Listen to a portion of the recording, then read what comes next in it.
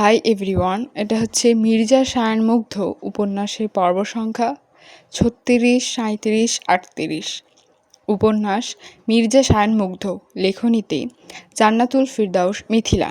দৃষ্টিতে আগুন জ্বলল মনস্টারের, চোয়ালের রেখা টান টান, সুদর্শন মুখখানা প্রতিটি নিখুঁত ভাঁজে স্পষ্ট ফুটে আছে কঠিন অনমনীয়তা। দাঁত কপাটি একে অপরের সাথে সে কি শক্ত ঘর্ষণ! অদূর থেকে রূঢ় মানবের দাঁত কটানোর শব্দ বড্ড কানে বাজছে তৌকির সাহেবের। তবুও তিনি নিরুত্তাপ, ঘাড় নুইয়ে বসে আছেন ফ্লোরে। চোখে মুখে তার এক নিদারুণ কুটিলতা। হয়তো ভেবেই বসেছেন তার এহেন কথায় কাজ হয়েছে। মনসার হয়তো কিছু হলেও টলেছে। তবে বোকা মানবের এরূপ চিন্তাভাবনার এক বালতি জল ঢেলে তক্ষুনি অদূর থেকে ভেসে আসে নির্দয় মানবের দাঁত কিরমির কণ্ঠ। তোর এত দরদ উঠলে পড়লে তুই গিয়ে বিয়ে করে ফেল বান্দির ছেলে। তোর তো আবার অভ্যেস আছে ঘরে একটার বাইরে 10টা রাখার। তো জানা বান্দির ছেলে, গিয়ে আরেকটা কর। শুধু শুধু আমার এখানে এসে নাটক মারাচ্ছিস কেন? মরার পাখনা গজিয়েছে তোর রাস্কেল। আচমকা বজ্রপাতে ন্যায় চমকে উঠলেন তৌকির মির্জা। বিস্ময়ে চোখ দুটো কেমন গোল গোল করে তাকালেন রূঢ় মানবের পানে। অধর যুগলে সামান্য ফাঁক বেড়েছে মধ্যবয়স্কের। বিস্ময়ের অভিঘাতে কয়েক মুহূর্তের জন্য স্থির হয়েছে বেচারা সচল মস্তিষ্ক।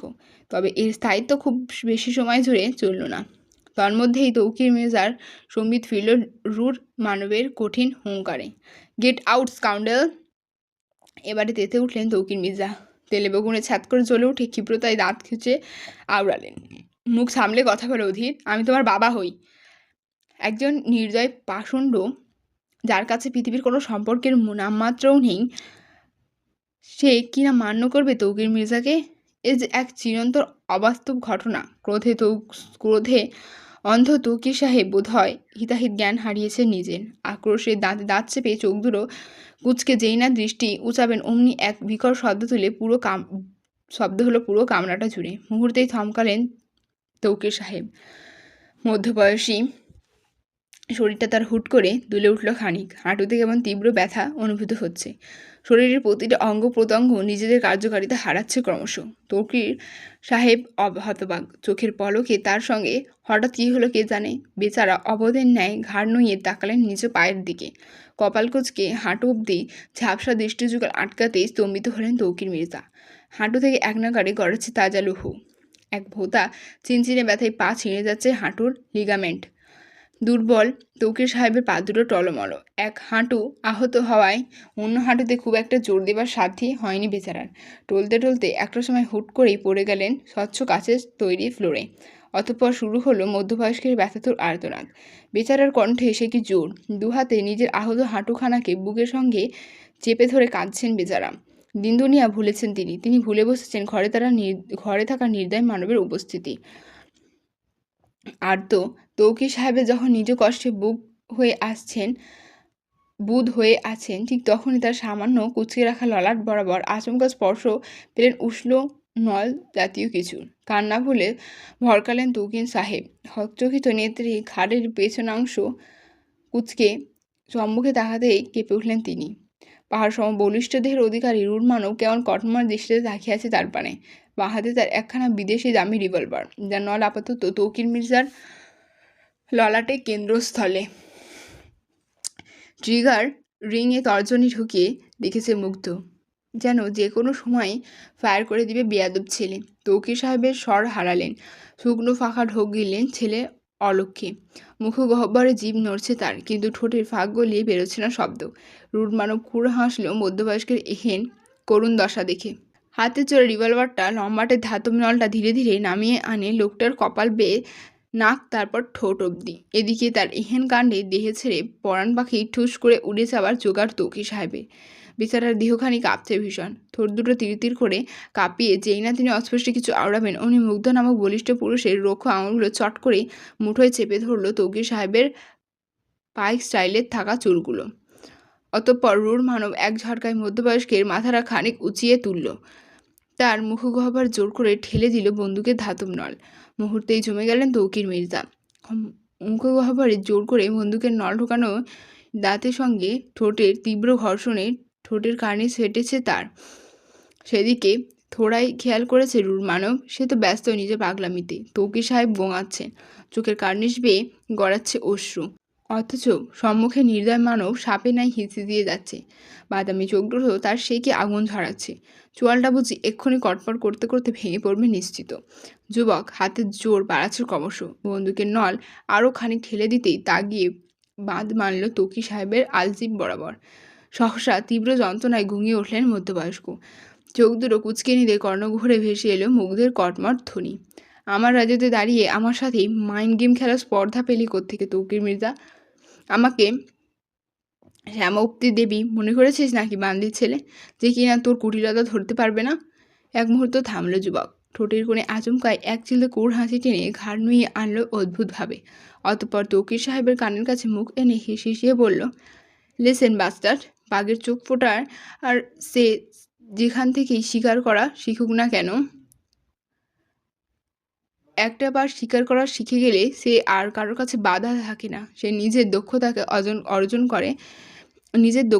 অর্জন করে রুলিং। তখন তার চোখে শুধু শিকার নয়, তার আশপাশের সব কিছুই হয়ে ওঠে তার একান্ত সাম্রাজ্য। And today I am the bloody monster and this is my fucking kingdom. ওসব প্রতিজ্ঞা and all those fucking bullshit means to me nothing. আমার যা প্রয়োজন ছিল আমি তা পেয়ে গেছি। গোটা একটা কালো সাম্রাজ্য গড়েছি নিজের নামে, and that's all I needed. তখন আমার নাম নিয়ে কে মরেছে কে বাঁচছে, who the fuck cares about that? এসব বালছাল নিয়ে আমার সামনে কথা বলতে আসবি না। Do you get my words bastard? চোখ অবধি গেলার মুরদ নেই তৌকির মির্জার। ঘটে বুদ্ধি থাকলে থোড়াই আর কখনো ম্যানিপুলেট করতে আসবেন মনস্টারকে?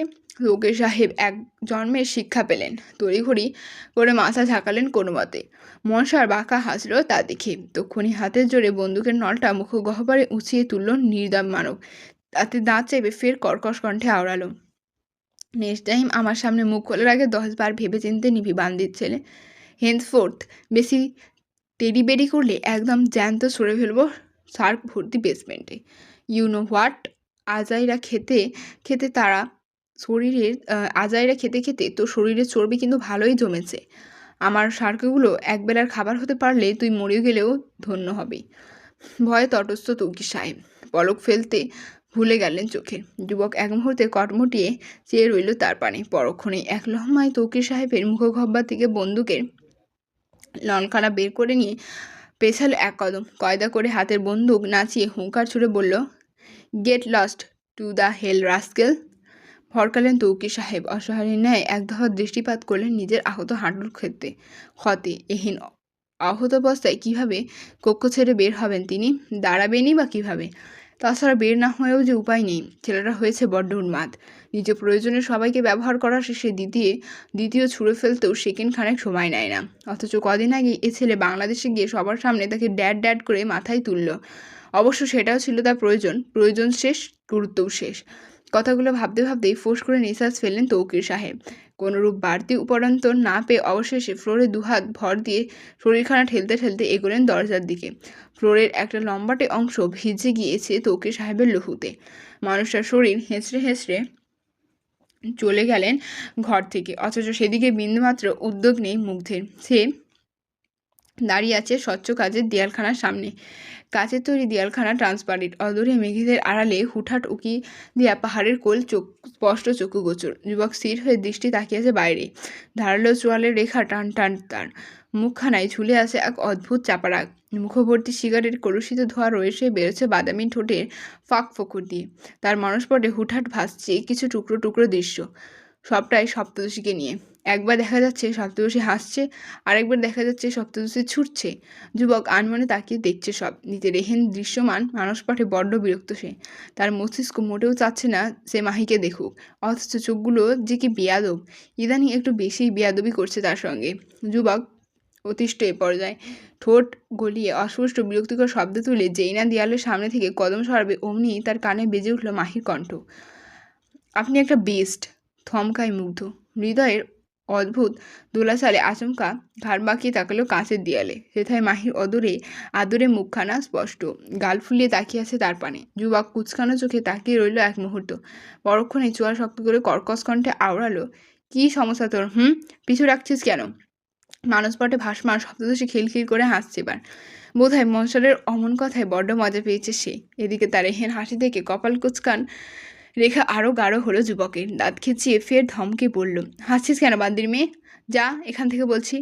আমাকে তোকে দেখতে ইচ্ছে করছে না। সপ্তদশী ভুর কোচকায় এক পর্যায়ে, ঠোঁট দুটো সামান্য ফুলিয়ে সন্ধিহান গলায় জিজ্ঞেস করে ওঠে, সত্যিই চলে যাব?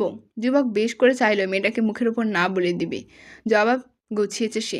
গলা অব্দি আওয়াজ আসছে না তার, তবে মাঝপথেই গলাটায় আবার কি হলো কে জানে, কেমন হুট করে এই কথাটুকু আটকে নিল আপনা আপনি। যুবক ভারী অবাক হলো নিজ কাণ্ডে। খানিকটা বিরক্তিতে ভ্রুদয়ের মাঝে গোটাকতক ভাঁজ ফেলে ধীর পায়ে এগুলো দেয়ালের পানে। কিয়তক্ষণ মেয়েটার হাসি হাসি মুখ পানে স্থির দৃষ্টি চেয়ে থাকতেই গোটানো ভ্রুদয় আপনা আপনি শিথিল হতে লাগলো তার। কঠিন মুখাবয়ব থেকে এক মুহূর্তে সরে গেল সকল বিরক্তি। যুবক সমুদ্রের ন্যায় শান্ত হয়ে পর্যায়ে নিজ অজান্তেই দেয়ালের ওপর এক হাত তুলে যেই না সপ্তদশীর প্রতিচ্ছবিকে ছুতে যাবে, ঠিক তখনই যুবকের মানসপটের দেয়ালের অপর পাশে আচমকা ফুটে উঠল এক এক অপ্সরার রক্তাক্ত নিথর দেহ। পা দুটোই আলতা রাঙানো, তার কপালে বধূর সাজ। সহসা ঝটকা খেল যুবক। তক্ষুনি হতবম্বতায় পিছিয়ে গেল 2 কদম। যুবকের অস্থিরতা বাড়ছে এবার। চোখ দুটো হয়েছে ঝাপসা।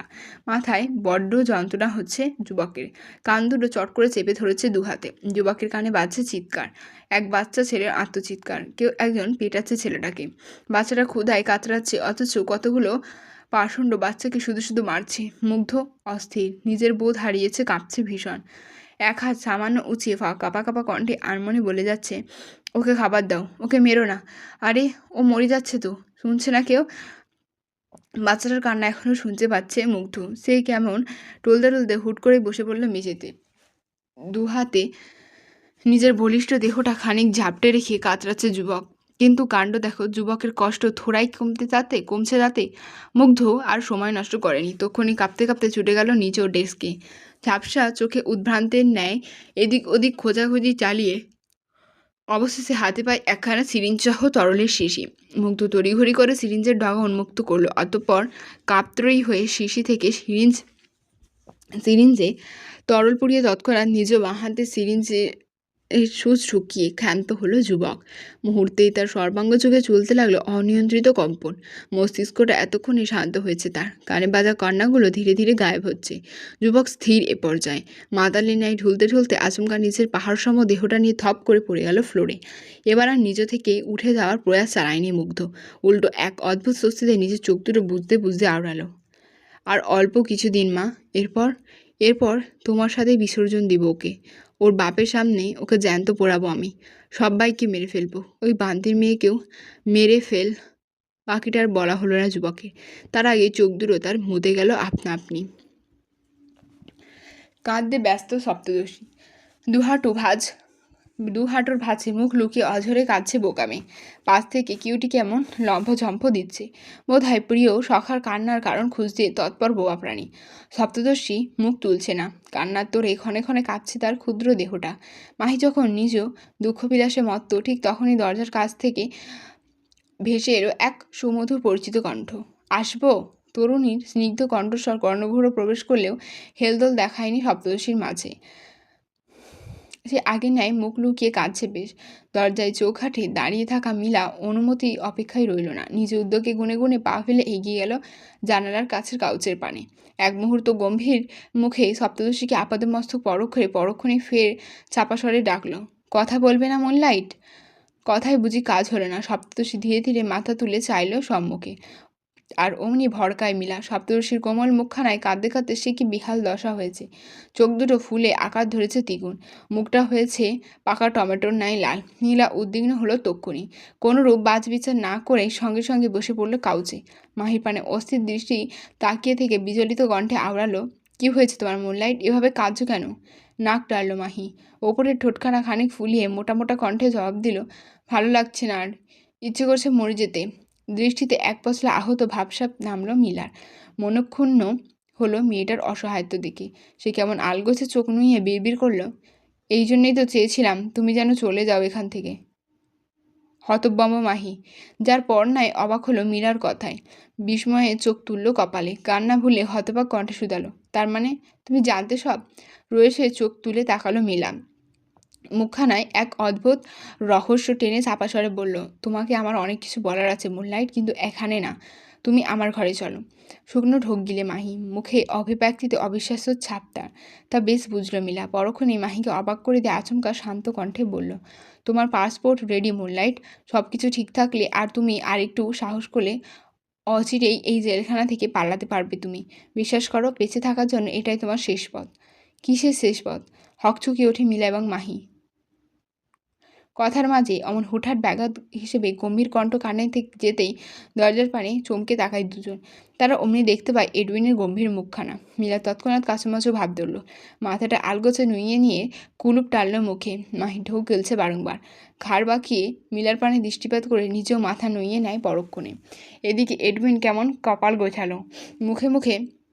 চোখে মুখে একরাশ সন্দিগ্ধ ভাব টেনে কাট কণ্ঠে আওড়ালো, আজ রাত 10টার পর ভুলেও কেউ ঘর ছেড়ে বের হবে না। আই সেড ভুলেও না। এহেন কথায় সন্দেহের ভাঁজ পড়ল সপ্তর্ষির কপালে। মনে করে উত্থাপিত হলো একরাশ প্রশ্ন।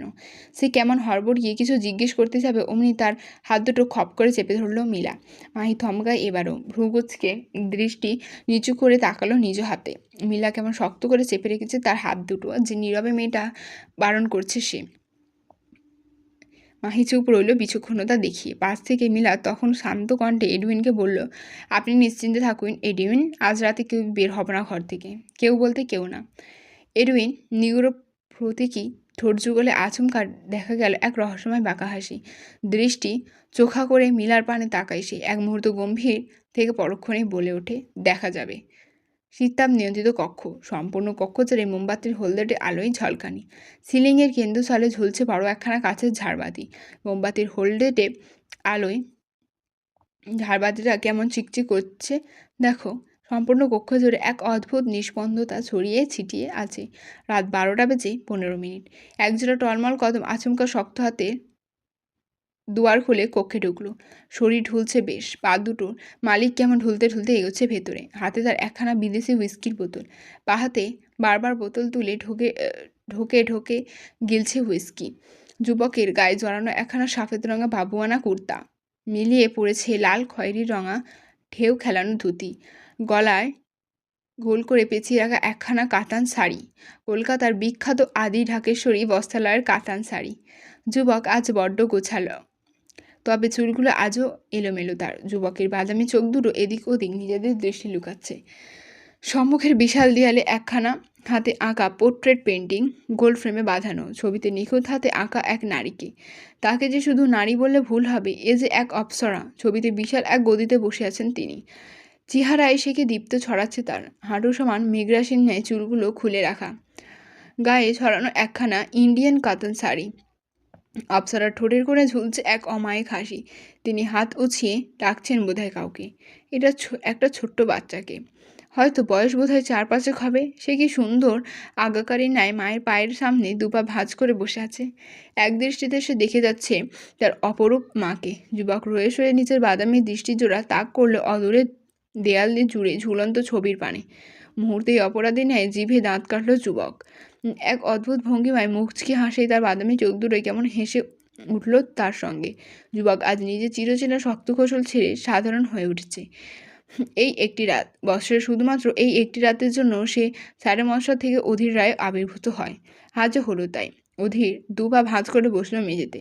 হাতের হুইস্কির বোতলটা শব্দ করে রাখলো পাশে। পরক্ষণে ছবির ওই অপরূপ পানে তাকে অপরাধী কণ্ঠে বলতে লাগলো, সবসময় খেতে খেতে অভ্যস্ত তো, না খেলে মাথা ঠিক থাকে না আম্মা। আপনার সামনে খাচ্ছি, তাই আগে ক্ষমা চেয়ে নিচ্ছি।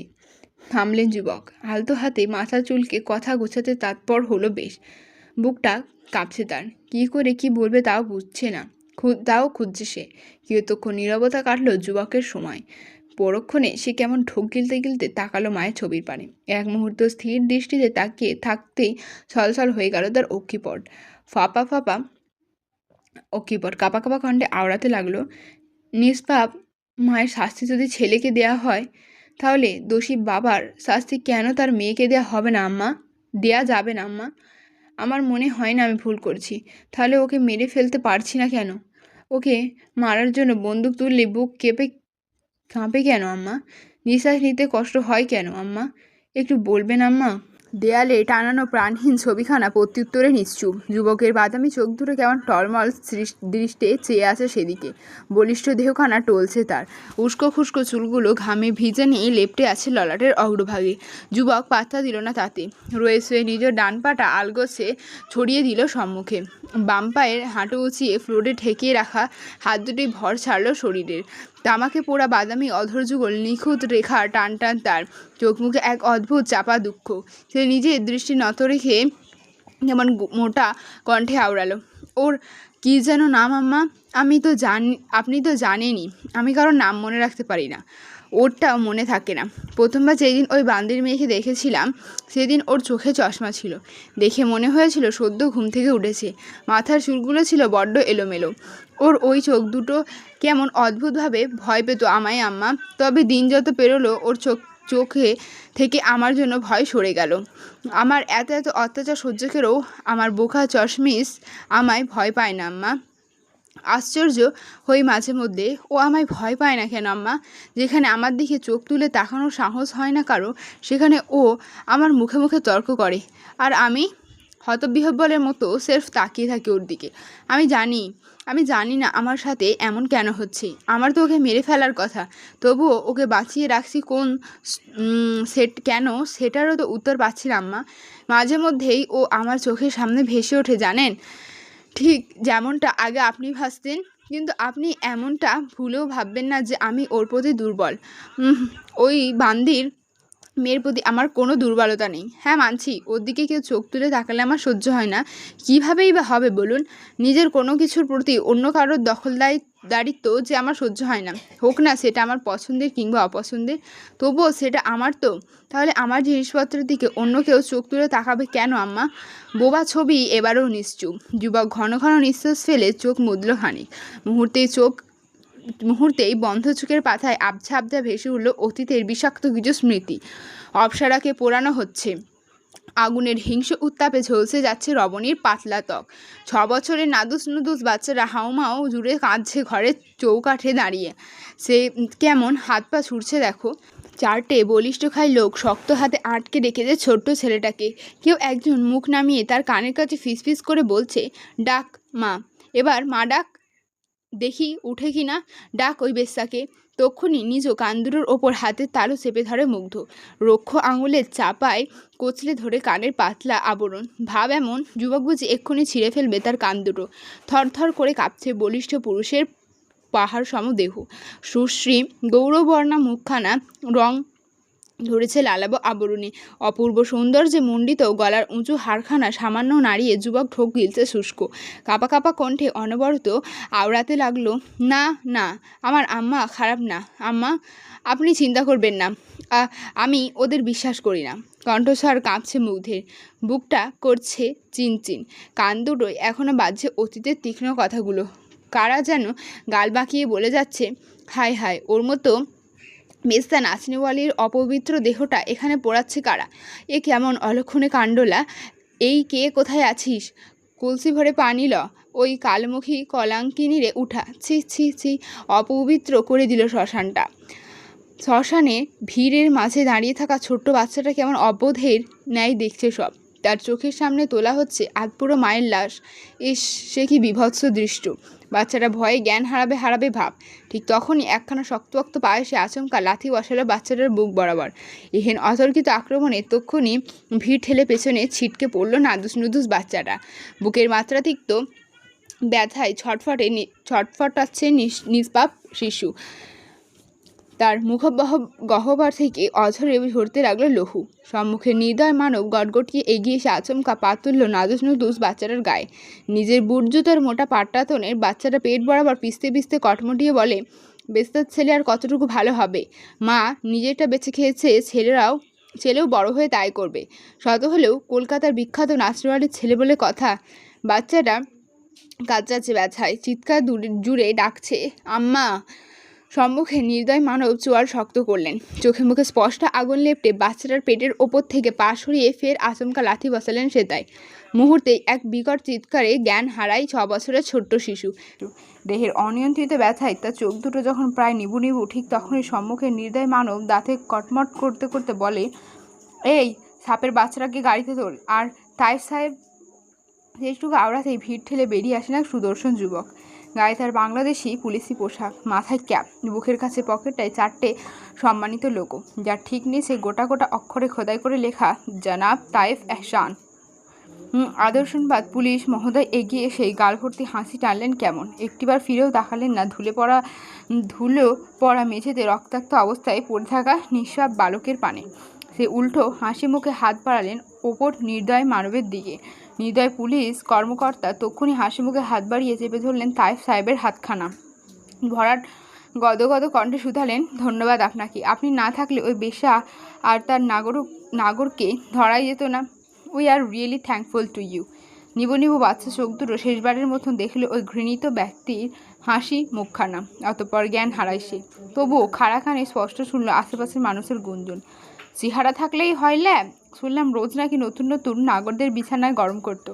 পোলাটার বাপেরও তো মনে হয় ঠিক ঠিকানা নেই। কার না কার পচা রক্ত। থু। আচমকা বিষাক্ত অতীতের ডোর ছিঁড়ে বর্তমানে আবির্ভূত হলো মুগ্ধ। কাঁপতে কাঁপতে তখনই দুহাতে ছেপে ধরল নিজ মস্তিষ্ক।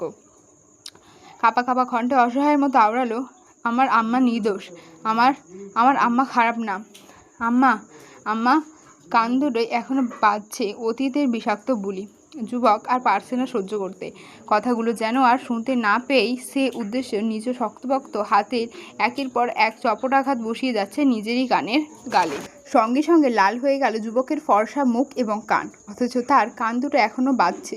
মুগ্ধ দিক বা দিক শূন্য এ পর্যায়ে। উপায়ন্তর না পেয়ে তক্ষুনি এলোমেলো দৃষ্টি ছুড়ল এদিক ওদিক। হাতের কাছে পেল কেবল হুইস্কির মোটা কাছের বোতলখানা। যুবক আর এক মুহূর্ত ভাবল না।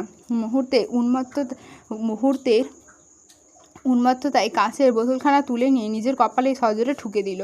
পর মুহূর্তেই চৌচির শব্দে মুগ্ধের মাথা বরাবর ফেটে গেল কাঁচের বোতলটা। থেতলে গেল কপালের পাতলা চামড়া। চূর্ণ বিচূর্ণ কাঁচের টুকরোগুলো কিছু কিছু আশেপাশে ছিটকে পড়লেও বেশিরভাগ গেঁথেছে যুবকের কপাল মাথায়। চামড়া ফেটে ফিনকি দিয়ে গড়াচ্ছে উষ্ণ তাজা লৌহ। এতক্ষণে বোধহয় কানে বাজতে থাকা শব্দগুলো কিছুটা প্রশমিত হলো। যুবক ব্যাপক স্বস্তিতে গা এলিয়ে বসলো আবারও। তার মুখখানায় হয়েছে বেহাল দশা। সম্মুখের লেপ্টে আছে লৌহ। সফেদ রঙা দাঁতগুলো ঝকমকে ভাব সরে গিয়ে সেথায় লালচে আবার ছেয়ে গিয়েছে। কপালের থেতলে যাওয়াতে খুব একটা পাত্তা দেয়নি মুগ্ধ। উল্টো গম্ভীর চোয়ালে মুখ তুলে তাকায় সম্মুখে। সহসা যুবকের লাল চোখ দুটো থমকায় অদূরের দেওয়াল পানে। মায়ের করুণ মুখখানা আবারও দৃশ্যপটে ভেসে ওঠে যুবকের।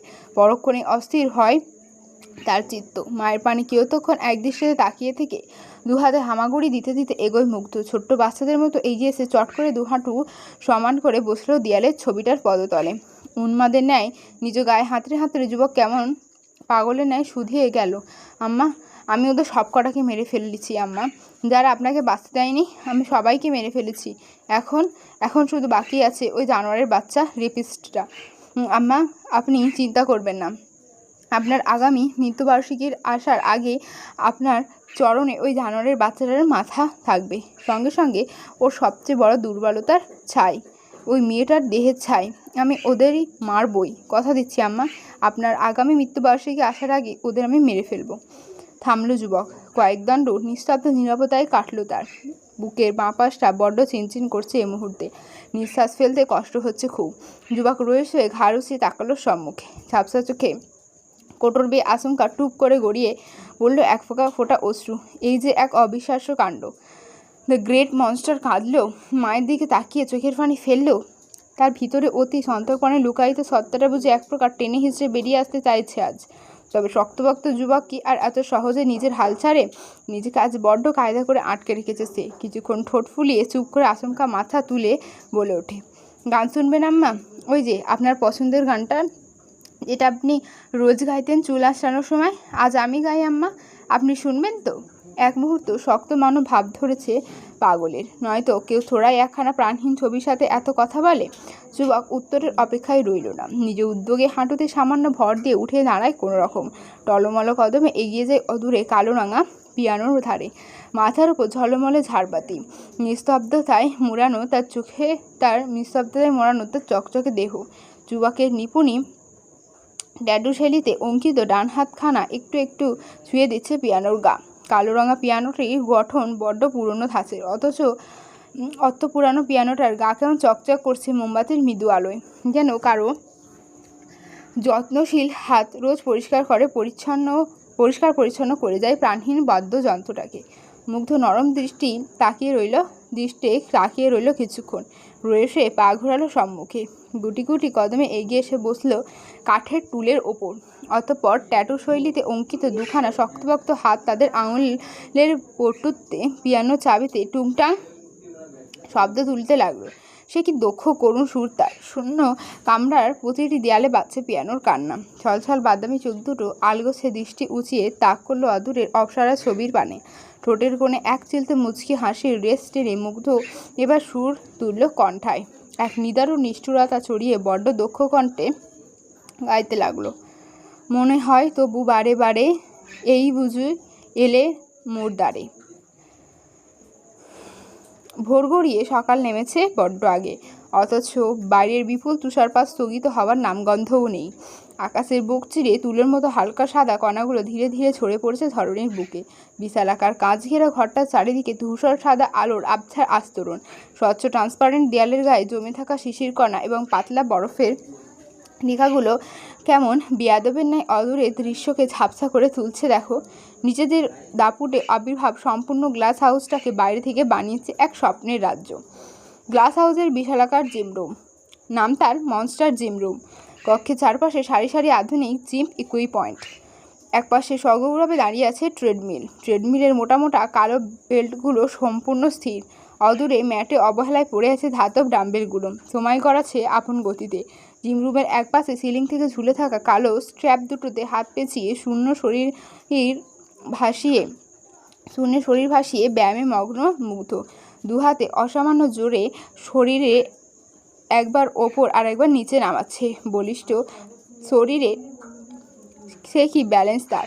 অত্যাধিক শারীরিক কসরতের ফলে ঘেমে নিয়ে একাকার দেহখানা। প্রতিটি মুভমেন্ট তীক্ষ্ণ ভাব ফুটে উঠেছে বলিষ্ঠ বাহু দুটোর ফুলে ফেঁপে থাকা মাসেলগুলো। প্রশস্ত পিঠির পেশিগুলো টান খেতেই মধ্যাঞ্চলে বারবার দেখা যাচ্ছে প্রজাপতির ডানার ন্যায় বিস্তৃত রেখা। নাভির নিচে আলগাভাবে ঝুলে থাকা কালো রঙা ট্রাউজারের ফাঁকে কোমরের টান টান দুটো গড়ন যেন বেশ চোখে পড়ছে। যুবক নিজ কাজে মত্ত। ঠিক তখন জিম রুমের স্বচ্ছ কাচের দরজা ঠেলে ভেতরে প্রবেশ করলো এডউইন। গম্ভীর মুখে পা বাড়ালো মনস্টারের দিকে। মধ্যকার দূরত্বে ফারাক বেশ খানিকটা রেখে সময় নিয়ে স্থির হলো তার পা দুটো। গম্ভীর মুখে কণ্ঠে আওয়াজ তুলে বলল, মনস্টার, গত রাতে প্যারিসে যে দুটো জাহাজ এসে নেমেছিল বর্ডারে, সেগুলো এখনই নিজেদের দখলে নিব কিনা তা জানতে চাচ্ছে ডিলার্স। আপনার অর্ডারে কনফারেন্স শুরু হয়েছিল আরও ঘন্টা খানেক আগে, বাট আপনি আসেননি। Dealers are still waiting for you. কসরতে মগ্ন মুগ্ধ এডউইনের এহেন কথা কর্ণকুহরে পৌঁছানো মাত্রই কপালের সূক্ষ্ম রেখায় ভাঁজ পড়ল তার। ঘর্মাক্ত মুখাভাবে দেখা মিলল চরম অসন্তোষ। যুবক নিজ কাজে অব্যাহত রেখে গমগমে গলায় ভীষণ কনফিডেন্সের সাথে বলে উঠল, ওদের বলে দে এডউইন, ওদের বাপ এখন ওয়ার্কআউটে ব্যস্ত। শতে হলেও এমন একটা হ্যান্ডসাম বডি আমার, যা নিয়ে আমি কিন্তু মোটেও অবহেলা পছন্দ করি না। সো ওদের বল ওয়েট করতে। Monster is busy now. নতমস্তকে মিটমিটিয়ে হাসল এডউইন। মনস্টারের প্রতি উত্তরে মোটেও দ্বিধাদ্বন্দ্বে পড়েনি যুবক। সে বেশ জানে মানুষটা বড্ড ফিটনেস ফ্রিক, তারপরেও নিজের এমন বলিষ্ঠ দেহ নিয়ে কনফিডেন্স তো আছেই। গায়ের ওপর পাতলা মলিন শাল, হাত দুটো ঢেকে আছে শালের নিচে। তরুণীর সুশ্রী মুখখানা বড্ড ফ্যাকাশে, সেথায় ভয়ের ছাপ স্পষ্ট। বুকের মাঝে এক অদ্ভুত কাপড় নিয়ে সে এগোচ্ছে সতর্ক পায়। 3 তলার প্রশস্ত করিডোর দিয়ে হাঁটছে তরুণী, বারবার ঘাড় ঘুরিয়ে তাকাচ্ছে এদিক ওদিক। আর 5 কদম এগোলেই মাহির রুম। তরুণী ভীত কদম ক্রমশ অগ্রসর হচ্ছে সেদিকে। ভারী দরজার সামনে দুজন গম্ভীর মুখ সশস্ত্র রক্ষী করা নজরদারিতে নিয়োজিত। মিলা ভয়ে ভয়ে কদম থামালো মাঝপথে। শুকনো ফাঁকা ঠোক গিলে জড়সড় ভাব ধরল পরক্ষণে। মেয়েটা আজ বড় অস্থির, মুখখানায় লুকিয়ে আছে একরাশ লুকোচুরি, যেন খুব বড় কিছু লুকাচ্ছে সে। মীরা সামলায় নিজেকে, বাঁ হাতের মধ্যম এবং তর্জনীতে ক্রস বানিয়ে নিজের কনফিডেন্স বাড়ানোর উদ্দেশ্যে বিড়বিড়িয়ে বলে, ওহ জিসাস গিভ মি স্ট্রেংথ। বাক্যটুকু ম্যাজিকের মতো কাজ করলো মীরার ওপর। মনে মনে ভীষণ আত্মবিশ্বাস জুগিয়ে মেয়েটা এগোয় সম্মুখে। টলমল পায়ে মাহির ঘরের দরজার সামনে এসে দাঁড়াতেই গার্ড দুজন কেমন তীক্ষ্ণ দৃষ্টিতে তাকায় তার পানে। মীরা ভরকায়, গায়ের শালটা খানিক টানতে টানতে ইতস্ত কণ্ঠে বলে, কি হলো, এভাবে তাকাচ্ছ কেন তোমরা? জিভহীন লোক দুটো সেরফ তাকিয়ে রইলেন নীরবে। চোয়ালের রেখা টান টান করে ফুটিয়ে পরক্ষণে সরে দাঁড়ালেন দরজার দুপাশে। মীরা তৎক্ষণাৎ ছটফট কদমে ঢুকলো ঘরে। বুকের কাছে দুহাত চেপে ফোঁস করে নিঃশ্বাস ফেলল মানবী। রয়েছে দৃষ্টি ঘোরালো পুরো ঘরময়। তবে ও মা, ঘরে যে মাহি নেই, এত সকালে মেয়েটা আবার কোথায় গেল? দুশ্চিন্তায় কপালে গোটাকতক ভাঁজ পড়ল মীরার। মুখটা খানিক গম্ভীর করে গায়ে জড়ানো শালের নিচ থেকে আলগোছে বের করে আনলো একখানা ভিন্টেজ পেপারের খামের দিকে তখন একদৃষ্টিতে তাকিয়ে থেকে বিড়বিড়ায় মীরা, কোথায় তুমি মুনলাইট? পাগলাটা যে তোমার চিন্তায় দিশেহারা। ঝাড়বাতির ঝলমলে আলোয় ভাসমান রাজকীয় ডাইনিং হলের শেষ প্রান্ত পেরিয়ে এক সরু দরজা। একদিকে বিশালাকার ডাইনিং টেবিল জুড়ে সোনালি আসবাব, আর চারিদিকে দেয়ালের রেশমি পর্দার আভিজাত্য। অন্যদিকে হলের শেষ প্রান্তে সেই দরজার ওপারে রান্নাঘরে ব্যস্ত ধোঁয়া আর ঝনঝন শব্দ। সপ্তদশীর কোমল পদ রয়েছে এগোচ্ছে সম্মুখে। পেটে বড্ড ক্ষুধা পেয়েছে তার। ইদানিং আর কেউই আগ বাড়িয়ে তাকে খাবার দিয়ে আসে না। নিজে থেকে কাউকে বারবার বললে তবে না হয় কেউ একজন দয়া দেখিয়ে একাদ্র খাবার দেয় তাকে। আজ সকাল থেকে ক্ষুধার তীব্রতা বেড়েছে মাহির। শুধু কি তার পৌষ্য কিউটিরও যে একই হাল হয়েছে। বেচারা কি সুন্দর গুটিসুটি পায়ে কদম মিলিয়ে এগোচ্ছে মাহির সাথে। মাহি কাঁপা কাঁপা পায়ে এগিয়েছে বেশ। রান্নাঘরের দরজা দিয়ে ভেতরে খানিকটা উকি দিতেই হোঁচট খেল সপ্তদশী। এ বাবা, এটা রান্নাঘর নাকি অন্য কিছু?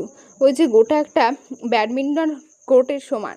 মাহি হতবাক দৃষ্টিতে তাকিয়ে আছে। রান্নাঘরের ব্যস্ত কর্মীদের তার দিকে অত লক্ষ্য নেই। তবে ডক্টর হায়ার দৃষ্টি আচমকা গিয়ে আটকালো মাহির দিকে। দক্ষিণে কপাল গোছালেন তিনি সদ্য তৈরাকৃত মর্নিং ফ্রুট শ্যাক নিয়েই তিনি এগোলেন মাহির পানে। গম্ভীর মুখে আওড়ালেন, তুমি এখানে? অন্য ধ্যানে মগ্ন মাহি হকচকায় হুটহাট বাক্যে। চমকে গিয়ে সম্মুখে দৃষ্টি ফেলতেই তার নজর কাড়ল পারস্য সুন্দরী। সে কি ধকধকে জেল্লা, তার মনে হচ্ছে স্বয়ং রূপের রানী তার সামনে দাঁড়িয়ে আছে। মাহি মুগ্ধ হলো তাকে দেখে। মুগ্ধ কণ্ঠে উল্টে জবাব বলল, আপনি এত সুন্দর? ভ্রু গোটান হায়া। মেয়েটার কথা তৎক্ষণাৎ ধরতে না পারলে বুঝলেন মুহূর্ত ব্যয়। আর অমনি সুন্দরী কেমন খিলখিল করে হেসে উঠল দেখো। আস্তে আস্তে দুধারে মাথা নাড়িয়ে আলগোছে মাহিকে পাশ কাটিয়ে চলে গেল বাইরে। মাহি এখনও তাকিয়ে আছে সুন্দরী চলে যাওয়ার পথে। তবে অচিরেই তার ধ্যান ভাঙল পেটের গুড়গুড় শব্দে। মাহি ভরকাই ফের। কপাল কোচকে তক্ষুনি কিউটিকে নিয়ে অগ্রসর হয় রান্নাঘরে। দুপাশের বড় বড় কাউন্টার টপ, রয়েছে প্রয়োজনীয় সকল জিনিসপত্র। মাহি ঠোঁট কামড়ে এদিক ওদিক খাবার খুঁজছে। তবে খাবার চোখে ধরা না দিলেও তার চোখে আটকেছে সম্মুখের কাউন্টারের টপে থাকা ধারালো কেচির দিকে। মুহূর্তেই মস্তিষ্ক তড়াক করে জ্বলে উঠল মাহির। মনে মনে একটা দুঃসাহসিক কর্মকাণ্ড ভেবে নিয়ে এগোয় সেদিকে। হাত বাড়িয়ে কাউন্টার থেকে কেচিটা তুলে নিয়ে গম্ভীর মুখে নিজের চুলগুলো থেকে একটানে ক্লক্লিপটা খুলে নেয় সপ্তদশী। বহুদিন ধরে কেচি খুঁজছিল সে। ভাগ্যক্রমে আজ যেহেতু পেয়েছে, তাহলে আর দেরি কিসের? মাহি ধীরে ধীরে কেচিটা এগোচ্ছে নিজের চুলের দিকে। কেচির ধারালো দুপাশ যখন প্রায় চুল ছুঁই ঠিক তখনই রান্নাঘরের দরজার কাছ থেকে ধেয়ে এলো এক গুড়গুট্টে কণ্ঠ। কি করছিস বান্দির মেয়ে? হাতে আবার কেঁচি তুললি কেন?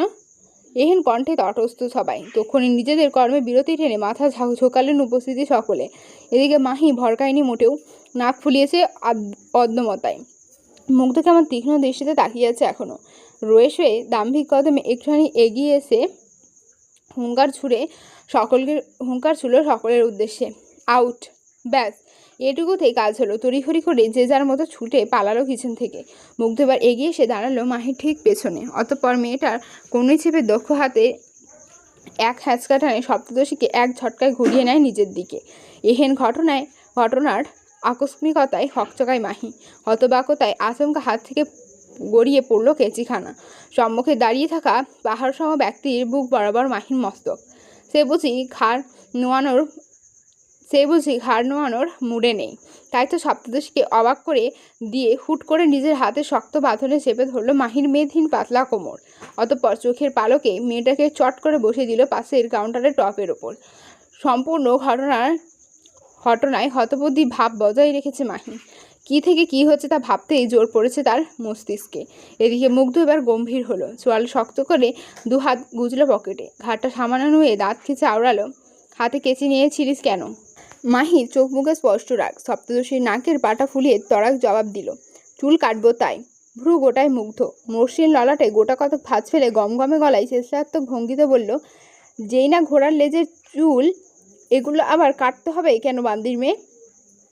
দাঁত কিরমির করে উঠল মাহির। এইটুকু সিদ্ধান্ত নিতেই তার কতগুলো দিন লেগে গেল, অথচ লোকটাকে দেখো কিভাবে মুখের ওপর অপমান করছে তাকে।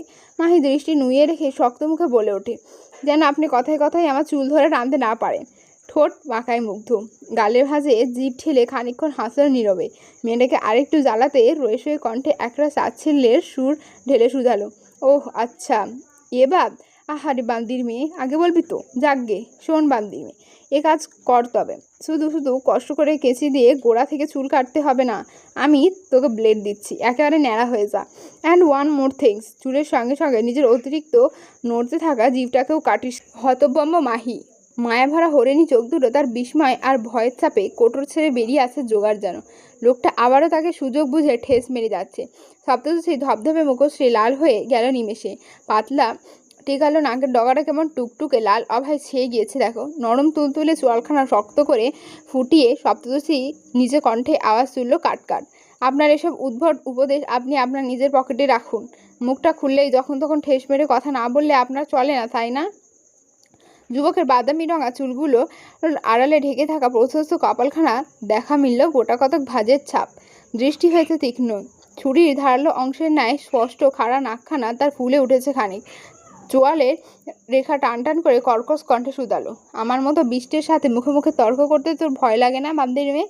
সপ্তদশী মৌন, নাকের পাটা ফুলিয়ে মুখ ঘুরিয়েছে অন্যত্র। দুহাত বুকের কাছে ভাঁজ করতে কর্ণভরে ভেসে এলো মুগ্ধের কটমটে সন্নিগ্ধ কণ্ঠ, তোর কি ঘাড়ে সমস্যা বান্দির মেয়ে? সহসা সপ্তদশীর মসৃণ ললাটে ভাঁজ পড়ল গোটা কয়েক। ভ্রুদয়ের মধ্যাংশে সামান্য গুটিয়ে ঘাড় ঘোরালো সম্মুখে। রয়েছে মাথাটা খানিক উঁচিয়ে তাকালো যুবকের কঠিন মুখাবয়বে। অতঃপর সন্দিহান গলায় জিজ্ঞেস করলো, মানে ঘাড়ের সমস্যা হতে যাবে কেন? এ পর্যায়ে দাঁতের চাপায় দাঁত পড়ল যুবকের।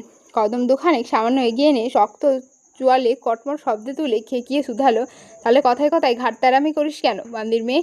নাকি আমার হাতের উত্তম মধ্য না খেলে তোর পেটের ভাত হজম হয় না, কোনটা? সপ্তদশী চিবুক নামালো কণ্ঠায়।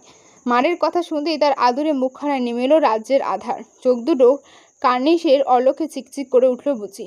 রুড়মানব সরু চোখে দেখলো সব।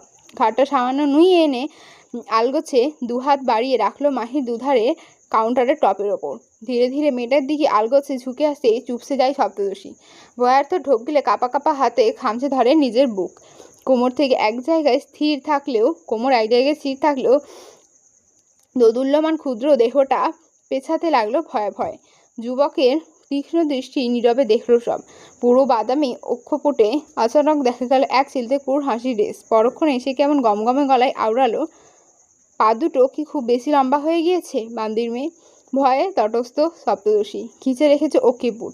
এরই মধ্যে মুগ্ধের অমন মোটা কথার কর্ণগহ্বরে পৌঁছাতে ধীরে ধীরে চোখের পর্দা সরালো মাহি। বিভ্রান্ত স্বরে জিজ্ঞেস করলো, মানে? যুবকের দৃষ্টি যেন আগুন ঝরছে। সে আগুনের উত্তাপে চোখে চোখ রাখা দায় সপ্তদশী। তড়িঘড়ি করে দৃষ্টি ঝোঁকায় কোনো মতে। তবে শেষ রক্ষাটুকু কি আর হলো তার? বোকা মেয়ের নজর ঝুঁকাতেই যুবকের শক্তপোক্ত হাতের থাবা আচমকা এসে পড়ে চেপে ধরলো তার কণ্ঠা। মাহি ভরকায়। হুটহাট আক্রমণে তাল সামলাতে না পেরে ভুলবশত হাতে ধারালো নখের আঁচড় বসায় যুবকের উন্মুক্ত লোমহীন পেটানো বক্ষে। সেদিকে অবশ্য বিন্দুমাত্র উদ্যোগ নেই মুগ্ধের। সে কেমন কটমুঠিয়ে তাকিয়ে আছে মাহির পানে। চোয়াল শক্ত তার, নাক মুখে লেপটেছে লালাভ আবরণ। সে তৎক্ষণাৎ হাতে জোর বাড়িয়ে হিসিসি আওড়ায়, এটা তোর বাপের বাড়ি নয় যে তুই যখন তখন এদিক ওদিক ঘোরাঘুরি করবি বান্দির মেয়ে। তোকে কতবার বলেছি ঘর থেকে না বের হতে? সবসময় আমার কথার উল্টোটাই কেন তোর করতে হয় বান্দির মেয়ে? কণ্ঠনালী ভেঙে পড়বার জোগাড় মাহির। চোখ দুটো নীরবে ছড়াচ্ছে অশ্রু, তবুও তেজ কমেনি সপ্তদশীর। নাকের পাটা ফুলিয়ে জোরালো এক নিঃশ্বাস টেনে ঝাঁঝালো কণ্ঠে থেমে থেমে আওড়ালো, কারণ আমি আপনাকে মানতে বাধ্য নই। কথাটা বুঝি যুবকের মাথা ভর্তি উত্তপ্ত আগুনে এক কৌটো ঘি ঢাললো। সে কেমন তড়াক করে জ্বলে উঠলো দেখো। এক ঝটকায় সপ্তদশীর নরম কণ্ঠা ছেড়ে দিয়ে অচানক এক হিংস্র চপাঘাটাতে পিষ্ট করলো মাহির নরম তুলতুলে কপল। মুহূর্তেই গাল বাঁকিয়ে কাউন্টারের টপের ওপর আছড়ে পড়লো সপ্তদশী। চোখ দুটো তার সঙ্গে সঙ্গে ঝাপসা দেখতে লাগলো সবকিছু। মাথাটা ঘুরছে ভান করে, কানে উঠছে মাছি। গালটা বুঝি এক্ষুনি খসে পড়বে অবস্থা বেচারির। সে কেমন আলতো করে হাত উঠিয়ে আনলো গালের ওপর। জ্বলতে থাকা অবশ গালটার হাতের একটুখানি শীতল স্পর্শ পেতেই আরাম পেল বেশ। তবে এ আরামের স্থায়িত্ব খুব বেশি সময় ধরে হলো না। তার আগেই 5টে শক্তপোক্ত রক্ষ আঙুল আছাড়াক মুঠোয় চেপে ধরলো মাহির নরম ঘাড়। সপ্তদশী কোকিয়ে ওঠে ব্যথায়। ঠোঁট কামড়ে নিজেকে সামলানোর ব্যর্থ প্রয়াসে মত্ত থাকা অবস্থাতে সপ্তদশীর মাথা আলগোছে নিজের দিকে ঘুরিয়ে নেয় রূঢ় মানব। চোখে মুখে স্পষ্ট আগুন লেপটে হুঙ্কার ছুড়ে বলে ওঠে, ইউ বিচ! আমাকে মানবি না তো কাকে মানবি তুই? তোর ওই দুদিনের নাগরকে মানবি, জানোয়ারের বাচ্চা? হাতের কাছে একবার পাই শুধু তোর ওই দুদিনের নাগরকে। দেন তোর চোখের সামনে ওই বাচ্চাটাকে টুকরো টুকরো করে ছাড়বো, মাইন্ড ইট। ঘাড়ের রগ ছিঁড়ে যাবার জোগাড় বেচারির। হাত দিয়ে অনবরত ঠেলে দিচ্ছে যুবকের শক্তপোক্ত হাত। তবুও লাভের লাভ তো হচ্ছেই না, উল্টো ব্যথা বাড়ছে ঘাড়ের। মাহি এবার বড্ড অসহায়, ফুপিয়ে ওঠে ঘাড়ের ব্যথায়। নাক টেনে টেনে শুধালো, ব্যথা পাচ্ছি আমি। যুবকের দৃষ্টি নিষ্প্রাণ। কপালের চামড়ায় দগদগে ক্ষত এখনও স্পষ্ট। ঘাড় সমান উল্ফ কার চুলগুলো আজ কপালের সামনে ছড়িয়ে আছে বড্ড এলোমেলোভাবে। অমন একটা দগদগে ক্ষতকে ওষুধ কিংবা ব্যান্ডেজে ছিঁড়ে ফোটাও নেই। যুবক নিজ ক্ষতের প্রতি বড্ড উদাসীন। চুলের আড়ালে কোনো রকমে ঢেকে দিয়ে গিয়েছে ক্ষতের দাগ। মাত্রাতিরিক্ত রাগের হিতাহিত জ্ঞানশূন্য মানব। ঘাড়ের ফুটেছে বেশ। মুখাবয়বে কঠিনতা লেপটে এসে আচানক মাহির কথার প্রত্যুত্তরে এক অদ্ভুত কণ্ঠে শুধালো, আমার চাইতেও বেশি পাচ্ছিস বান্দির মেয়ে? থমকায় মাহি। যুবকের অদ্ভুত কণ্ঠে কেঁপে উঠল তার বুক। চোখ দুটোতে নেমে এলো এক অদ্ভুত শিথিলতা। ঘাড়ের ব্যথা ভুলিয়ে সপ্তর্ষির সন্ধানে চোখ খুঁজল যুবকের রূঢ় দৃষ্টির আড়ালে লুকিয়ে থাকা ভাষা। ছোট মস্তিষ্ক তার মত্ত হয়েছে যুবকের হুটহাট কথার মানে খুঁজতে। কী উদ্দেশ্যে কথাটা বলল সে? তার চাইতেও বেশি মানে? মাহি দ্বিধাবোধে ভুগছে। বোকার ন্যায় হতবিহ্বল দৃষ্টে যুবকের পানে তাকিয়ে থাকতেই হঠাৎ করে তার সন্ধিহান চোখ জোড়া গিয়ে আটকালো যুবকের কপাল বরাবর লুকিয়ে থাকা দগদগে ক্ষতটায়। নরম দিলের সপ্তর্ষী। পীড়িত হওয়া সত্ত্বেও যুবকের তাজা ক্ষত দেখে চমকে উঠল বেশ। অজান্তেই ডান হাত উঁচিয়ে যুবকের কপাল স্পর্শ করার দুঃসাহস দেখানো মাত্রই তার হাতের নরম কবজিটা চট করে আটকে নেয় সুমুগ্ধ। শক্ত চোয়ালে কটমট শব্দে তুলে গর্জে বলল, don't you dare to touch me বান্দির মেয়ে।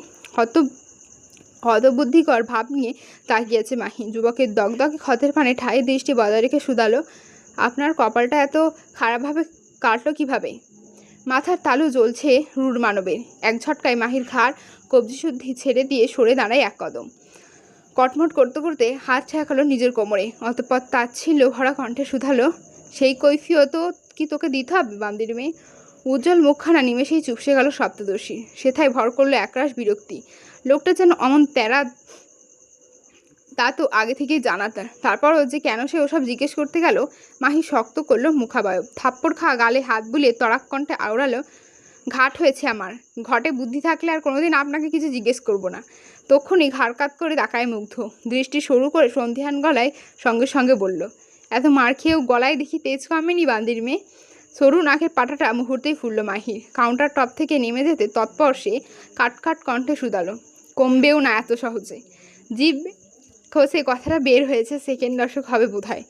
আর অমনি নির্দয় মানব তৎক্ষণাৎ এগিয়ে এসে পথ আটকালো মাহির। এহেন অতর্কিত কাণ্ডে বিরক্ত মাহি। তার দু পায়ে হাঁটু ঢেকেছে যুবকের নাভি কমল বরাবর। সপ্তদশীর দাঁত কৈরমুর করতে করতে হাঁটু দুখানা সরাতে উদ্যত হলে বাদ সাধল যুবক। এক হাতে শক্ত করে চেপে ধরলো সপ্তদশীর হাঁটু। মাহি বিরক্ত হলো। রীতিবিরক্ততায় মাথা উঁচিয়ে তাকালো পাহাড় সম মানুষটার দিকে। তেতো ঘণ্টে খ্যাক খ্যাক করে আওড়ালো, কী সমস্যা আপনার? আমার হাঁটু ধরলেন কেন? নিখাত সৌন্দর্যের অধিকারী যুবকের বাদামি ঠোঁট দুটো আলগোছে দাঁতের তলায় পিষিয়ে গেল কেমন। পিয়ার্সিং করা ঠোঁটের বাঁদিকে অংশখানা এখনও আটকে আছে লম্বা ক্যানাইন দাঁতের নিচে। সে যেন এক রক্তচোষা, কি লম্বা তার দাঁত, কপাটের উপরিভাগের ক্যানায় দাঁত দুটো। যুবক কিয়তক্ষণ রহস্যময় দৃষ্টিতে তাকিয়ে রইল সপ্তদশীর পানে, অতঃপর শান্ত অথচ রুর কণ্ঠে হিসিয়ে বলল, তোর তেজ কমাতে। কেঁপে ওঠে মাহি, বুকের খাঁচায় লুকায়িত অঙ্গটা আচমকা মুছড়ে উঠল অজানা ভয়ে। যুবক বেশ দেখলো মেয়েটার ভয়াত মুখখানা, তা পরখ করতেই সে কি পৈশাচিক আনন্দ তার। যুবক আলগোছে ঝুঁকে এলো মাহির পানে। সপ্তদশী তৎক্ষণাৎ দুহাতে ঠেলতে লাগলো বলিষ্ঠ মানবকে। তবে বাড়াই ষাট, অমন একটা পাহাড় সম মানবকে কি আর তার মতো মাছি দূরে ঠেলতে পারে? সপ্তদশী নিজের সর্বোচ্চ শক্তি প্রয়োগ করেও একচুল নড়াতে পারেনি মুগ্ধকে। শেষমেশ আর সইতে না পেরে মাহি কেমন চেঁচিয়ে বলে ওঠে, খবরদার আমার কাছে আসবেন না, না হলে। বাকিটা কণ্ঠ অবধি আসার আগেই আটকে এলো সপ্তদশীর। জীবের ডগা হয়ে গেল বাকশূন্য। তার ছলো ছলো চোখজোড়ায় ভীতু চাহনি একদৃষ্টে তাকিয়েছে যুবকের মুখ পানে।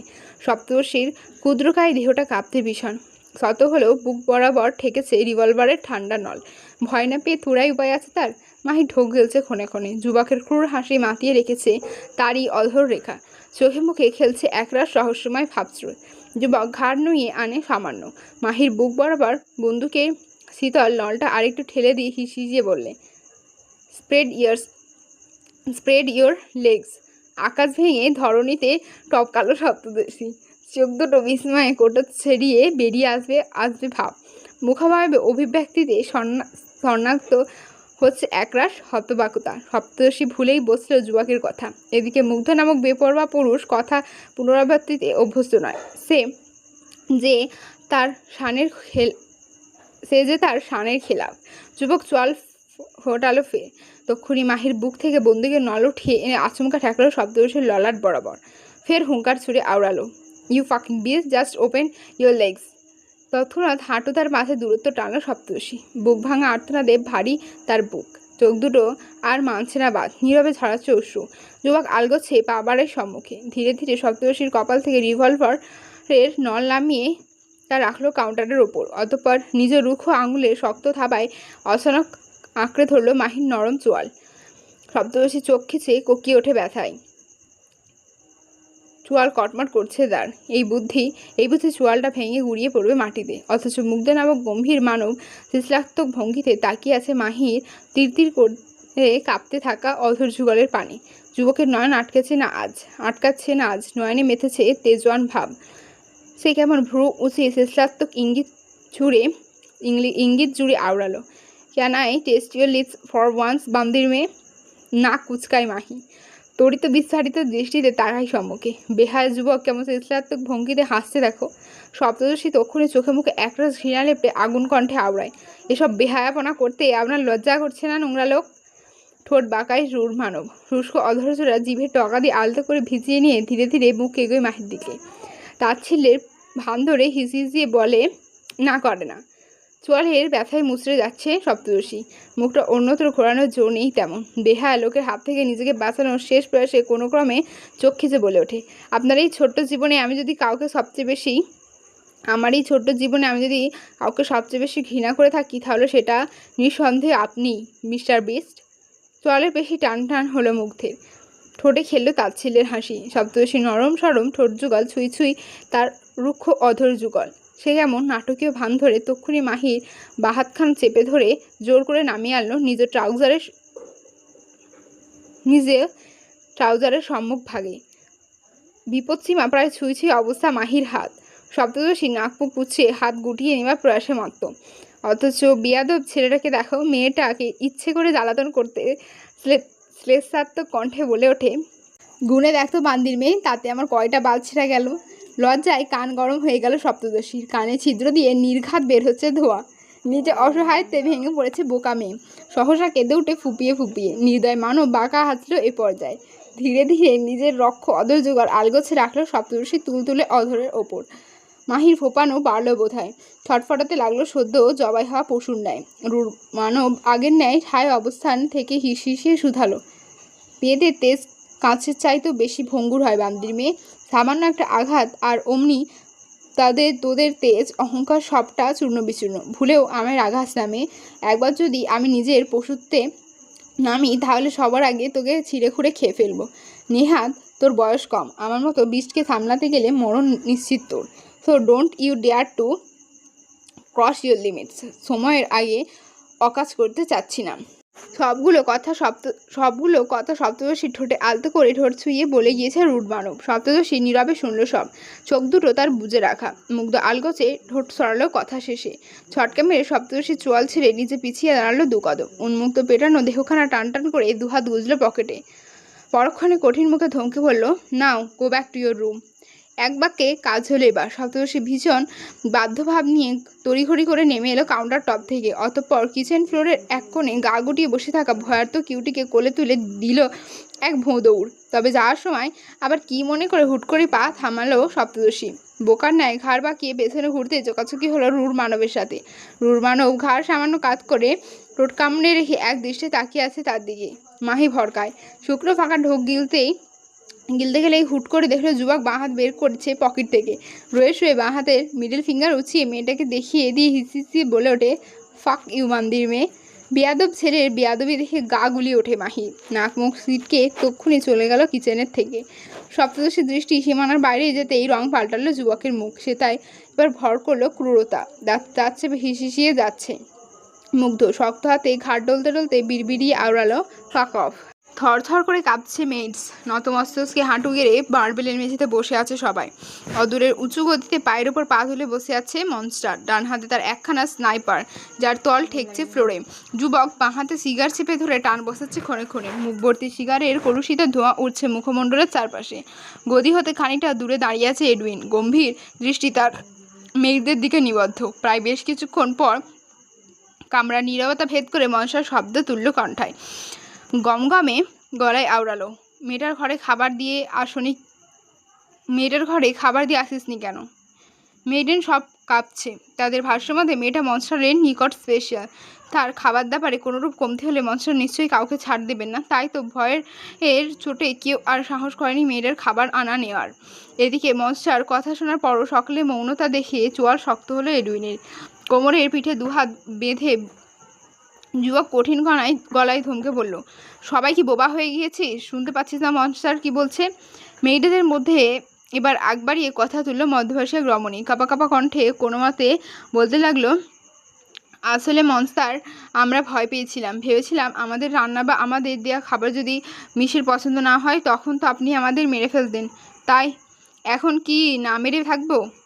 মেয়েদের কথা শেষ হবার সঙ্গে সঙ্গে মনসারের গমগমে কণ্ঠ শোনা গেল। তক্ষুনি কেঁপে উঠল সবাই। মনসা নামক বলিষ্ঠ পুরুষ ঠোঁটের ফাঁকে সিগারগুজ রেখেই স্নাইপার তুলল কাঁধে। অতঃপর স্নাইপারের লম্বা নল মেয়েদের দিকে ঘোরাতে ঘোরাতে ডান হাতে ট্রিগার চাপল নির্দয় মানব। পর মুহূর্তেই ঝনঝনানোর বিকট শব্দে কেঁপে উঠল কামরার প্রতিটি দেয়াল। বৃষ্টির ন্যায় গুলি বর্ষণের মুহূর্তে নেতিয়ে গেল কয়েক জোড়া প্রাণ। সারা ঘরময় ছড়িয়ে ছিটিয়ে গেল লহুর দাগ। মার্বেলের তকতকে ফ্লোরে ভেসে গেল ভেজা লহুর বহরে। প্রায় মিনিট দশকে গোলাবর্ষণ চালিয়ে অবশেষে থামলো মনস্টার। স্নাইপারের চৌকস ডগটা কেমন আগুনের ন্যায় লাল হয়ে গিয়েছে। মনস্টার আলগোছে তা কাঁধ থেকে নামিয়ে এক ঝটকায় ছুঁড়ে ফেললো মেঝেতে। ঠোঁটের কোণে গুজে রাখা সিগার ফের হাতে নিয়ে যুবক কেমন নির্লিপ্ত ভঙ্গিমায় ডাকলো, এডউইন। এক ডাকে সাড়া দেওয়ার মানুষ এডউইন। তৎক্ষণাৎ এগিয়ে এসে দাঁড়ায় মনস্টারের গদির পাশে। মাথাটা নুইয়ে রেখে অনুগত্যপ্রবণ কণ্ঠে বলল, জি মনস্টার। সিগারে লম্বা টান বসালো মুগ্ধ। রয়ে সে শটান হয়ে দাঁড়ালো বসা ছেড়ে। পরক্ষণে দুহাত পকেটে গুজে যুবক পা বাড়ায় সম্মুখে। শূন্য পায়ে ফ্লোরে ভেসে থাকা উষ্ণ লহুতে আলগোছে পায়ের তালু ডুবিয়ে রেখে দাঁড়ালো নির্দয় মানব। এহেন কাণ্ডে স্বস্তিতে শরীর থেকে সকল ক্লান্তি নেমে যাচ্ছে তার। যুবক সিগারের ফুক বসিয়ে হুঙ্কার ছুড়ে বলে ওঠে, এখন থেকে ওর কোনো কিছু চাওয়ার আগে যেন ওর হাতে চলে যায় সব, হোক সেটা খাবার অথবা অন্য কিছু। Got it? গম্ভীর মুখে ওপর নিচ মাথা নাড়ায় এডউইন। পরক্ষণে ঠোঁটের কোণে এক চিলতে রহস্যময় হাসি রেস টেনে মনে মনে আওড়াই, তা তো দিবই মনস্টার। রাত প্রায় 10টা। পেট পুড়ে খেয়ে দিয়ে আজ আর নড়তে পারছে না সপ্তদশী। একসঙ্গে পছন্দের হরেক রকম খাবার পেয়ে হাবাত্তের ন্যায় গপগপিয়ে গিলেছে 2 প্লেট ভাত। শুধু কি সে, তার কিউটিও যে খেয়েছে অনেক কিছু। ফুডের সাথে খেয়েছে ইস্টার্ন ফুড। এতদিনে পেট পুড়ে খেতে পেরে সে কি আনন্দ মশাইয়ের। মাহি পুরো ঘরময় পায়চারি চালাচ্ছে। এক রাতেই যা খাবার খেয়েছে না, ও তো খাবার হজম হতেও তো সময় লাগছে বেশ। সপ্তদশী গুটি পায়ে হাঁটছে, সঙ্গে দৌড়াচ্ছে তার কিউটি। দুজনের মধ্যে নেওয়া দেওয়া হচ্ছে ভিন্ন ভিন্ন কথা। ঠিক তখনই ঘরের দরজায় কাছ থেকে ধেয়ে এলো এক তরুণীর সুমিষ্ট কণ্ঠ। আসবো মুনলাইট? পায়ের গতি থামলো মাহির, ঘাড় বাঁকিয়ে তাকালো পেছনে। দরজার কাছে মিলাকে অমন অনুমতির আশায় দাঁড়িয়ে থাকতে দেখে ভ্রু গোটায় সপ্তদশী। চোখ দুটো ক্ষুদ্র ক্ষুদ্র করে নিয়ে সন্দিগ্ধ গলায় বলে ওঠে, অনুমতি নেবার কি আছে মিলা, চলে এসো। অনুমতি পেয়ে তবেই ভেতরে ঢুকলো মিলা। গায়ে তার এখনও সকালের মলিন শাল। গম্ভীর মুখে গুনে গুনে পদচারণায় মিনিট দুয়েক চলে এলো মাহির নিকট। এসেই কোনোরূপ বলাকা ছাড়া আচমকা টেনে ধরলো মাহির নরম কবজি সন্ধি। এহেন হুটহাট কাণ্ডে অবাক মাহি। হতবাক চোখে মিলার পানে তাকাতেই মিলা তাকে এক প্রকার টেনে হিঁচড়ে নিয়ে বসালো বিছানায়। অতঃপর নিজেও বসলো মেয়েটার পাশে। মাহি এখনো হতবাক নেত্রে তাকিয়ে আছে। ভ্রু উঠিয়ে গম্ভীর মুখে জেনে কিছু বলতে যাবে, অমনি মিলা নিজ শালের ভেতর থেকে একখানা চিঠি বের করে এনে আলগোছে ধরিয়ে দেয় মাহির হাতে। মাহি হতবম্ব। পুরনো দিনের ভিন্টেজ পেপারে তৈরি একখানা খাম। সে খামে আদেও কি আছে তা জানতে কৌতূহলী মাহি তৎক্ষণাৎ আগ্রহী দৃষ্টিতে তাকালো মিলার পানে। চোখ মুখে একটা শতভাগতা লেপটে সন্দিহান কণ্ঠে আওড়ালো, কি এটা? কে দিয়েছে? মিলার গম্ভীর মুখে এতক্ষণে ফুটল এক টুকরো মুচকি হাসি। সে আলগোছে ডান হাতে ছুঁয়ে দিল মাহির নরম গাল, যেখানে এখনো মশারের থাপ্পড়ের আঘাত স্পষ্ট। মিলা একদৃষ্টে কিয়তক্ষণ চেয়ে রইল মেয়েটার গালের দিকে। মুহূর্তেই ছলছল হয়ে উঠল তার চোখ। মাহি তখন ফের জিজ্ঞেস করে ওঠে, বললে না যে এটা কার চিঠি? ধ্যান ভাঙল মিলার। তড়িঘড়ি করে নিজের চকচকে দৃষ্টি লুকালো এদিক ওদিক। ভেজা চোখে আলতো হেসে শুধালো, তোমার পাগল প্রেমিক। কপালের ভাঁজ গাঢ় হলো সপ্তদশীর। চোয়ালে ফুটিয়ে আচমকা হাতের খামটা ছুঁড়ে ফেললো মেঝেতে। পরক্ষণে গমগমে গলায় আওড়ালো, আমার কোনো প্রেমিক নেই মিলা। যখন তখন এসব উদ্ভট কথা আমায় না বললে আমি খুশি হব। মিলা ফের গম্ভীর হলো। সতর্ক দৃষ্টিতে ঘরের দরজার কাছটা পরখ করে ঘুরে তাকালো মাহির পানে। রয়ে শুয়ে চাপা স্বরে বলতে লাগলো, যে তোমায় নিজের প্রাণে চাইতো বেশি ভালোবাসে তাকে তোমার পাগল প্রেমিক বলবো না তো কি বলবো মুনলাইট? তুমি হয়তো জানোই না যে ছেলে একমাত্র তোমাকে এই নরক থেকে বের করতে নিজের জীবনে ঝুঁকিতে ফেলেছে বারবার। এহেন কথায় যার পরনায় অবাক মাহি। সহসা ঘাড় ঘুরিয়ে তাকায় মিলা। হতবাক কণ্ঠে বলে, মানে? মিলা ফের দৃষ্টি ঘোরায় দরজার দিকে। রয়েছে সতর্ক হয়ে বসলো নড়ে চড়ে। নিজ উদ্যোগে মাহির ডান হাতটা টেনে এনে নিজ হাতের মুঠে চেপে ধরে শুকনো অধরচোরা জিভ দিয়ে খানিক ভিজিয়ে নিয়ে বলতে লাগলো, এখন এত কিছু মানে বলতে পারবো না মুনলাইট, শুধু এটুকু মনে রাখো এখানে আর বেশি দিন থাকা তোমার জন্য ঠিক না। যে কোনো দিন যে কেউ এসে তোমায় মেরে ফেলতে পারে, আর আমি বেঁচে থাকতে এমনটা কখনো হতে দিব না মুনলাইট। কিন্তু তোমার আগে আমার যদি কিছু হয়ে যায় তখন আমি তোমায় কিভাবে সেভ করব বলো? তাই আমার এ দেহে প্রাণ থাকতেই আমি তোমাকে সহি সালামত এখান থেকে বের করে ছাড়বো। এহেন কথাগুলো যেন মাথার ওপর দিয়ে যাচ্ছে সপ্তদশী। তার চোখ মুখে অবদের ছাপ স্পষ্ট। সে ভ্রু গুটিয়ে সন্দিহান গলায় আবারও জিজ্ঞেস করলো, কে মারবে আমায়? ওই বিস্ট?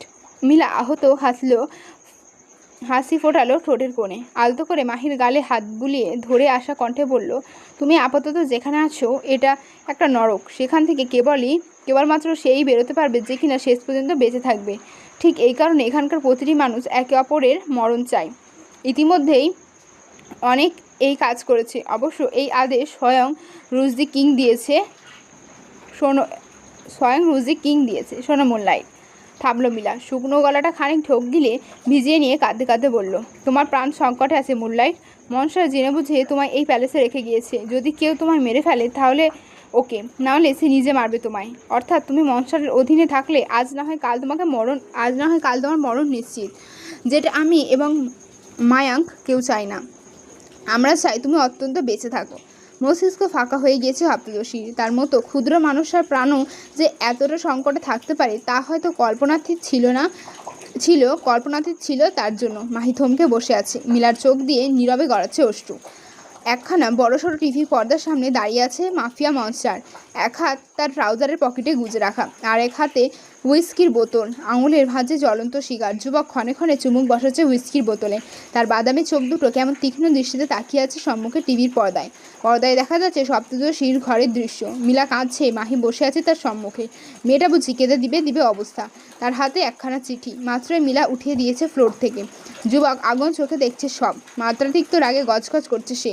মুখে ভরে ভরে গিলছে হুইস্কি। পেছন থেকে এডভিন তখন গম্ভীর মুখে বলে ওঠে, মনস্টার যার জাস্ট একবার আদেশ করুন, ওনাকে না আটকালে উনি আবারও পালাবে। আপনি বললে আমি এক্ষুনি খুঁজে নিয়ে আসবো ওই ছদ্মবেশীকে। মনস্টার দাঁত কিরমির করছে, পকেট থেকে হাত বের করে এনে ঘাড় ডলছে অনবরত। সাপের ন্যায় ফোঁস করতে করতে পরক্ষণে বলল, ওকে এখনই আটকে ফেললে আমি ওই বান্দির মেয়েকে প্রাণে মারবো কী করে? থামলেন রূঢ় মানব। টিভি পর্দা থেকে দৃষ্টি সরিয়ে গটগটিয়ে হাঁটা ধরল উল্টো পথে।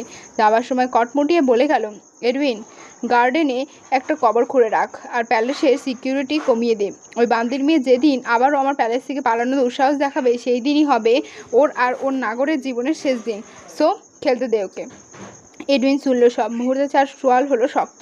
সে ফের টিভির দিকে চোখ রাখতেই দেখলো মিলা হেঁটে এসে দাঁড়িয়েছে ঝাড়বাতির নিচে। আচমকা সে মাথা উঁচিয়ে তাকায় ক্যামেরা বরাবর। পরক্ষণেই ঠোঁটের কোণে এক চিলতে রহস্যময় বাঁকা হাসির রেস টেনে আলগোছে নিজের চোখ থেকে অশ্রু মুছে নেয়। তারপর কেমন চোখ মেরে সরে যায় সেখান থেকে। এডউইন তখন কটমট করে বিড়বিড় করলো, ফাক ইউ মিলা।